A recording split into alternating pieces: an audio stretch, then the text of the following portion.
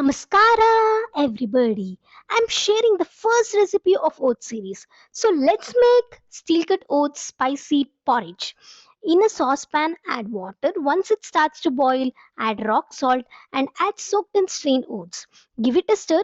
Let it cook for 15 minutes. Take a tadka pan, add cold pressed groundnut oil, add cumin seeds, mustard seeds, asafoetida, dry chilies, urad dal, peanuts, curry leaves, turmeric powder, black pepper powder.